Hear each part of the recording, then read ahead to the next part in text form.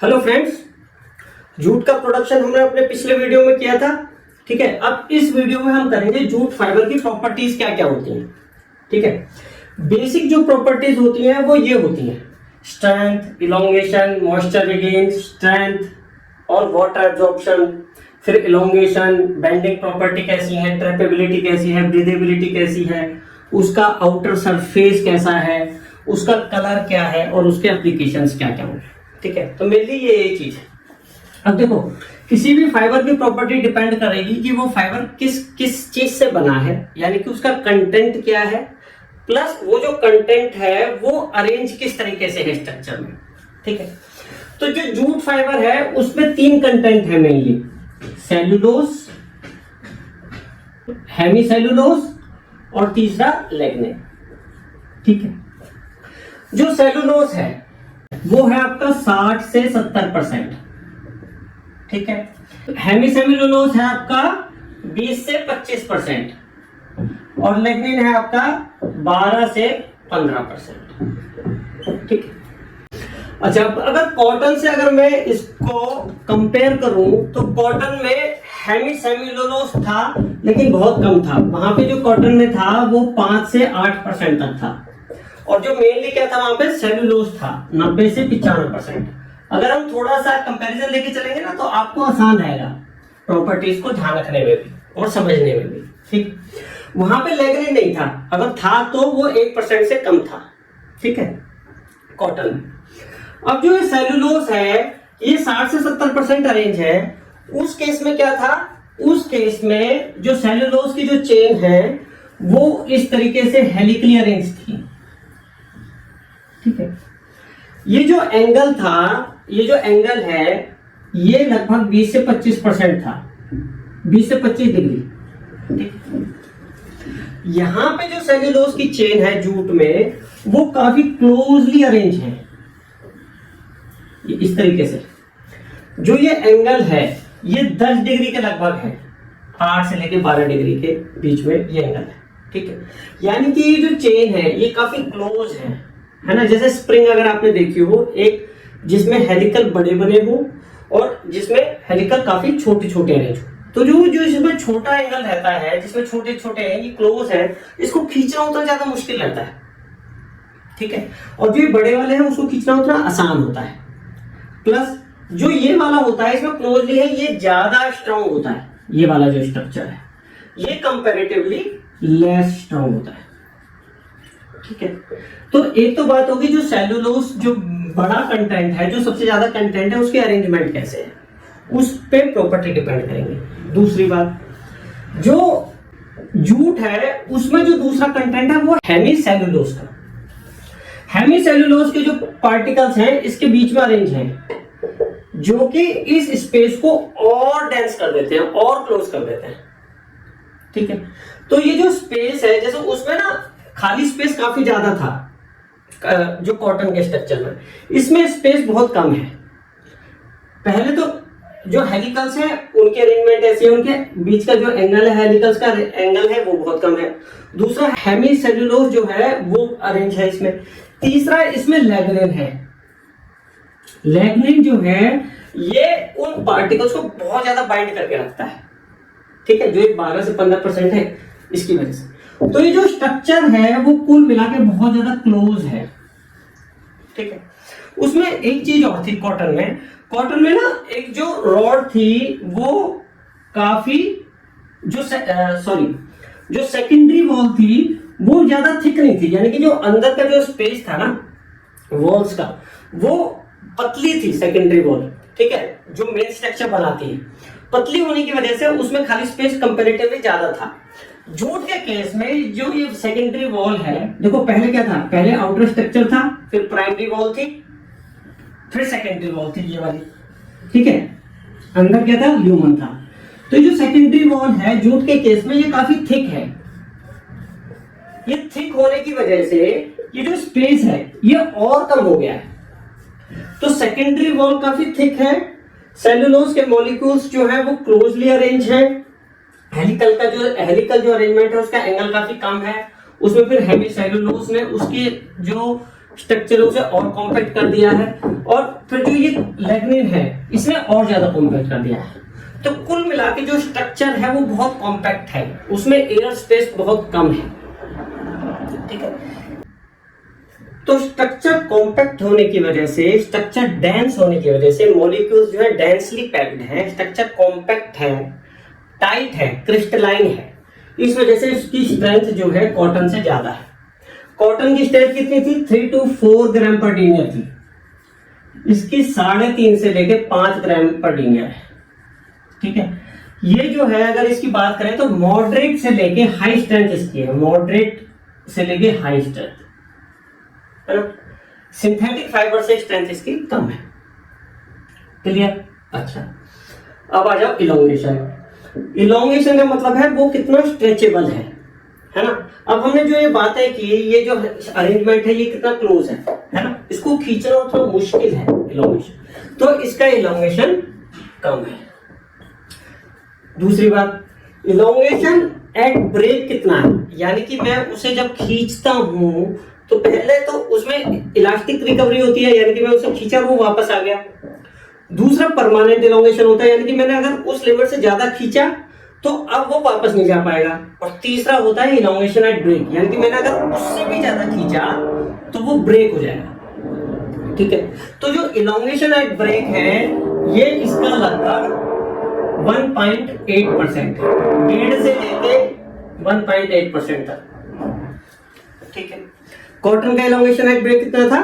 5 से लेकर 10% तक था, ऑन एन एवरेज 7-8% था, क्लियर। तो इलोंगेशन हो गया। मॉइस्चर रिगेन, मॉइस्चर रिगेन इसका स्ट्रक्चर कॉम्पैक्ट है, लेकिन यहाँ पे क्या हुआ, यहाँ पे हेमीसेल्यूलोज है।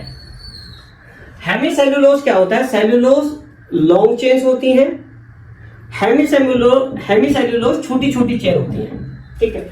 छोटी चेन होने की वजह से जो इसमें हाइड्रोक्सिल ग्रुप है, हाइड्रोक्सिल ग्रुप सेल्यूलोज में भी है, हेमीसेल्यूलोज में भी है, इसमें भी OH ग्रुप है और इसमें भी OH ग्रुप है जो वाटर के साथ हाइड्रोजन बॉन्डिंग बनाएंगे। इस ग्रुप में कॉटन में क्योंकि पूरा सेल्यूलोज ही ज्यादातर है तो चेन्स लंबी लंबी है, चेन्स लंबी लंबी है तो जो हाइड्रोक्सिल जो ग्रुप्स है वो कम हो गए, क्योंकि जो चेन के एंड पे ही तो ग्रुप होगा, यहाँ पे ये छोटी छोटी चेन है, ब्रांच है ना, छोटी छोटी चेन है।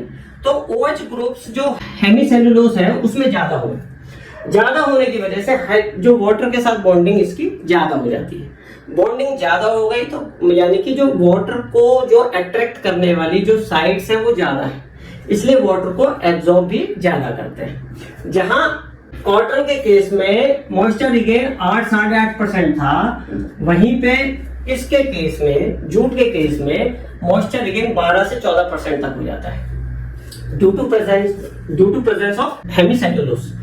हालांकि लिग्निन भी है जो कि वाटर को रिपेल करता है, लेकिन यहाँ पे जो हेमीसेल्यूलोज है उसका इंपैक्ट लिग्निन से ज्यादा है, ठीक है। इसलिए वाटर एब्जॉर्प्शन, मॉइस्चर एब्जॉर्प्शन यहाँ पे ज्यादा है, not water absorption, moisture absorption, यानी कि जो एयर है उसमें जो मॉइस्चर प्रेजेंट है उसको अट्रैक्ट करने की कैपेसिटी जूट में ज्यादा है, क्लियर। अब स्ट्रेंथ और वाटर एब्जॉर्प्शन। कॉटन में क्या था, जब वो पानी एब्जॉर्ब करता था तो उसकी स्ट्रेंथ बढ़ जाती थी लगभग 20%, ठीक है, क्योंकि जो हाइड्रोजन बॉन्डिंग है वो बढ़ जाती थी, क्लियर। यहाँ पे क्या होता है, जो पानी में जब हम उसे डुबोते हैं, पानी जब वो एब्जॉर्ब करता है तो जो लिग्निन है ये ढीला पड़ जाता है, ठीक है।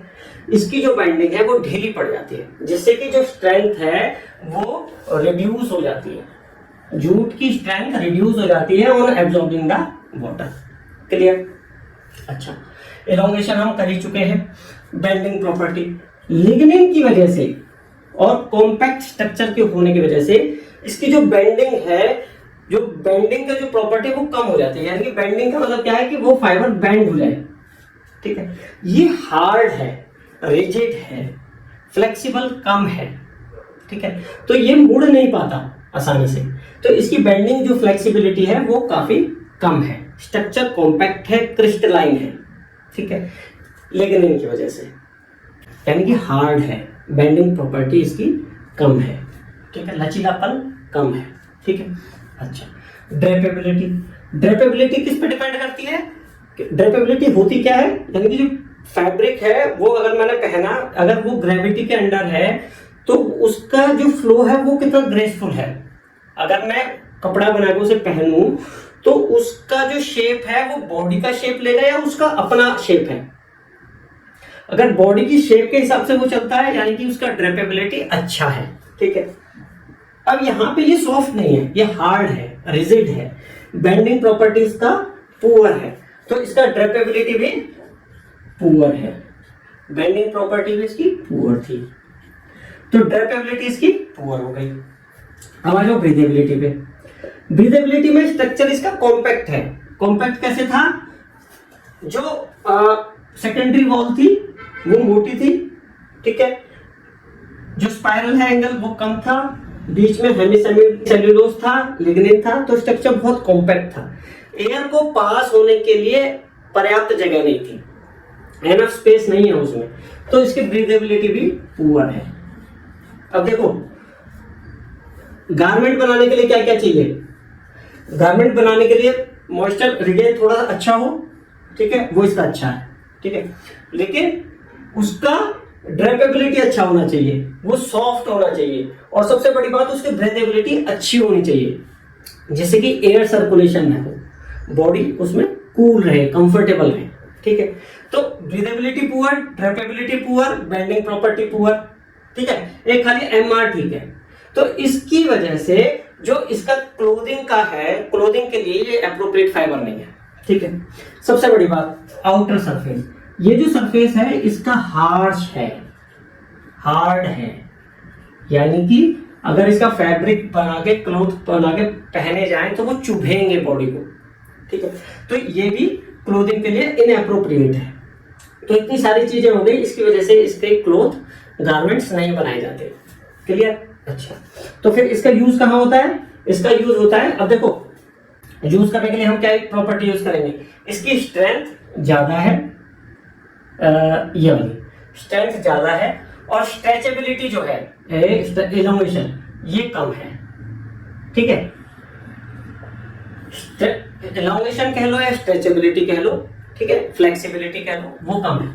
तो इलोंगेशन कम है और स्ट्रेंथ ज्यादा है, तो कहां पे यूज हो सकता है? ये रोप्स में यूज हो सकता है, और कहां यूज हो सकता है? बैग्स में यूज हो सकता है, सैक्स में यूज हो सकता है। स्ट्रक्चर रफ है, स्ट्रॉन्ग है और खिंचता नहीं है, तो बैग्स में, रूफ्स में यूज हो सकता है, ठीक है, और होता है। अब आ जाओ इसका कलर। कॉटन का कलर कैसा था? ऑफ वाइट, ठीक है। इसका कलर कैसा है? ब्राउन, ब्राउन कहो या फिर इसको गोल्डन फाइबर कहा जाता है, because of its colour golden. और ये ना थोड़ा शाइन करता है। इसका स्ट्रक्चर कैसा है? जैसे कॉटन का जो क्रॉस सेक्शन था वो बीन शेप था, ठीक है, इसका जो शेप है वो पॉलीगोनल है, कुछ इस टाइप का है ना। यानी कि ये जो फ्लैट सरफेस है, ये वाली जो फ्लैट सरफेस है, तो इसमें क्या होता है, जब लाइट इस पे पड़ते हैं तो रिफ्लेक्ट अच्छा होती है। वहां पे जो ये कर्व था कॉटन के केस में, तो लाइट प्रॉपर रिफ्लेक्ट नहीं हो पाती है, लाइट रिफ्रैक्ट हो जाती है, यानी कि लाइट पड़ी तो वो प्रॉपर तरीके से वापस नहीं जा पाती, इधर बिखर गई, इधर बिखर गई।